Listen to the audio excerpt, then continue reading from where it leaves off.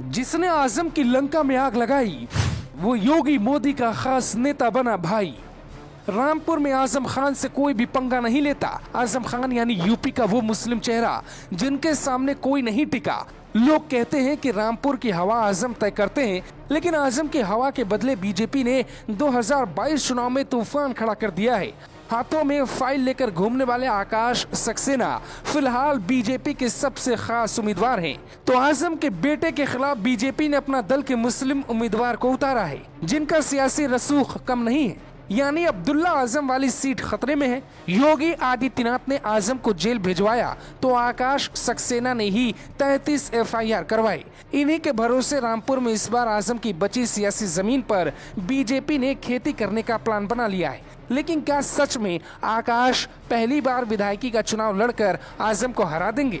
आजम के सामने बीजेपी ने अपना हिंदू प्रत्याशी मैदान में भेजा है, तो बेटे अब्दुल्ला आजम के खिलाफ अपना दल और बीजेपी गठबंधन प्रत्याशी हैदर अली को मैदान में भेजा गया। हैदर अली मुस्लिम समाज में शानदार पकड़ रखते हैं, आजम खान के बेटे की जीत को रोक सकते हैं। रामपुर के पत्रकार कहते हैं आजम खान के बेटे की हार जीत का आंकड़ा कुछ हजार का हो सकता है। कौन जीतेगा अभी क्लियर नहीं है। आकाश सक्सेना ने ही आजम खान की कुंडली निकाली, आजम खान का डर रामपुर में खत्म किया। आकाश फिलहाल बीजेपी के उम्मीदवार हैं। इन्होंने ही आजम के खिलाफ कुल 33 मुकदमे दर्ज करवाए। आकाश के पिता कई बार विधायक बने, लेकिन आजम को कभी हरा नहीं पाए, दूसरी सीट से लड़ना पड़ा।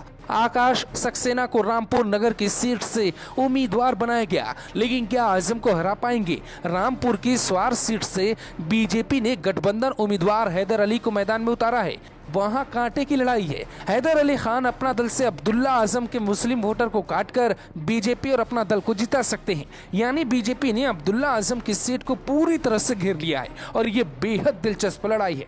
जबकि आकाश सक्सेना आजम खान को हरा पाएंगे इसमें संशय है, क्योंकि यहाँ से हमेशा मुस्लिम जीता। रामपुर नगर से 9 बार आजम जीते। 1952 से लेकर अब तक कोई हिंदू उम्मीदवार यहाँ जीता ही नहीं। उत्तर प्रदेश विधानसभा में रामपुर एक ऐसी सीट है जिस पर बीजेपी ने आज तक कोई जीत दर्ज नहीं की।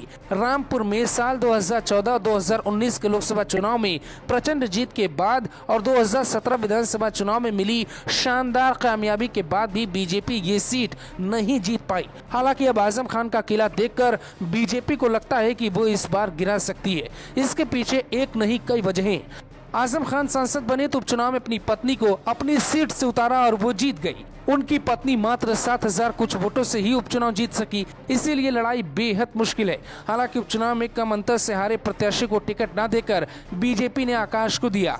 आकाश के पिता कई बार आजम को हराने की कोशिश करते रहे, लेकिन कभी नहीं हरा पाए। हालांकि इस बार लड़ाई योगी वर्सेस आजम के बीच की है। आकाश सक्सेना सिर्फ मुखौटा मात्र है। कुछ लोग कहते हैं आकाश को टिकट न देना बीजेपी का सही फैसला नहीं है, वो नहीं हरा पाएंगे। रामपुर में ये पहला विधानसभा चुनाव है जो सालों बाद आजम खान के बिना लड़ा जाएगा।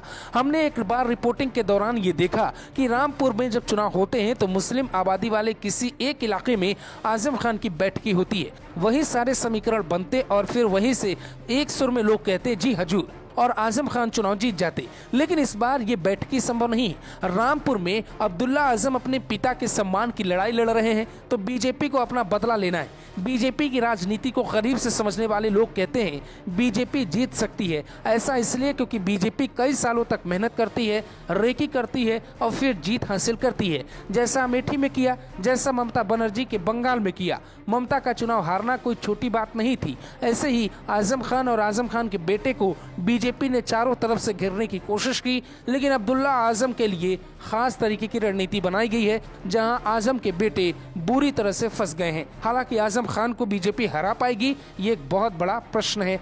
आने वाले वक्त में ही इसका जवाब ढूंढना ठीक रहेगा। ग्लोबल भारत टीवी के लिए रामपुर से फहीम।